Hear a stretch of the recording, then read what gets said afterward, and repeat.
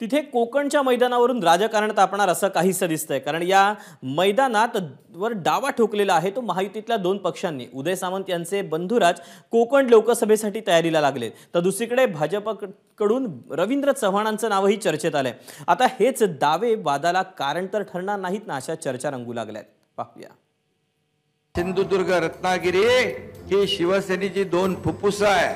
येणारी खासदारकी ही समोरच्याचा डिपॉझिट घालून निवडून येईल एवढी ताकद रत्नागिरी सिंधुदुर्ग जिल्ह्याच्या शिवसैनिकांमध्ये नक्की आहे. जागा वाटपाचा तिढा अद्याप सुटला नाहीये.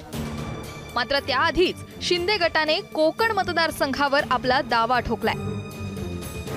खरं तर कोकण मतदारसंघावरून शिवसेना आणि भाजपमध्ये रस्सीखेच सुरू असल्याचं बोललं जात आहे.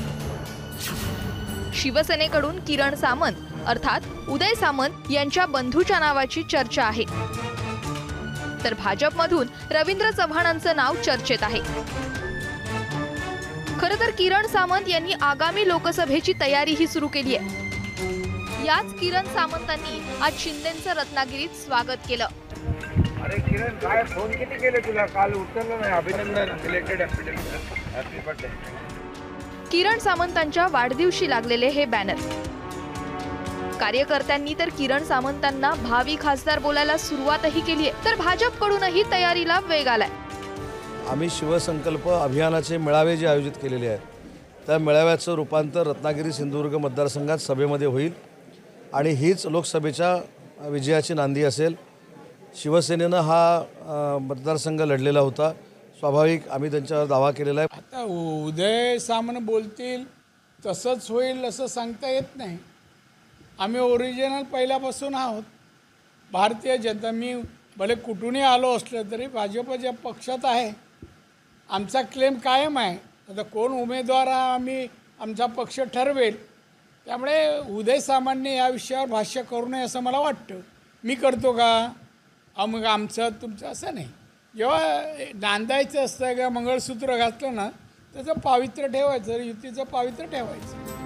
आता रत्नागिरी सिंधुदुर्ग लोकसभा मतदारसंघावरून भाजप आणि शिंदे गटात शीतयुद्ध सुरू आहे. मात्र केंद्रीय मंत्री नारायण राणेंशी चर्चा केल्याशिवाय कोणताही निर्णय होणार नाही असं दीपक केसरकरांनी म्हटलंय. राणेसाहेब ज्येष्ठ आहे. राणेसाहेबांशी चर्चा केल्याशिवाय कुठलाही निर्णय या जिल्ह्याचा होणार नाही आणि त्याच्यामुळे माझी खात्री आहे की त्यांचे सुद्धा आशीर्वाद जो कोण उमेदवार आहे त्याच्या मागे राहतील आणि आम्ही सगळे मिळून त्या उमेदवाराला निवडू. मैदान एक, दावे दोन आणि महायुतीत पक्ष तीन. अशा परिस्थितीत कोकणची ही जागा कुणाच्या वाट्याला येणार, कुणाला तिकीट मिळणार, कुणाला समजूतदारपणा घ्यावा लागणार, हे येत्या काळातच स्पष्ट होईल. पण तोवर कोकणच्या मैदानाची चर्चा मात्र सुरूच राहील. अमोल मोरेसह ब्युरो रिपोर्ट, एबीपी माझा, रत्नागिरी.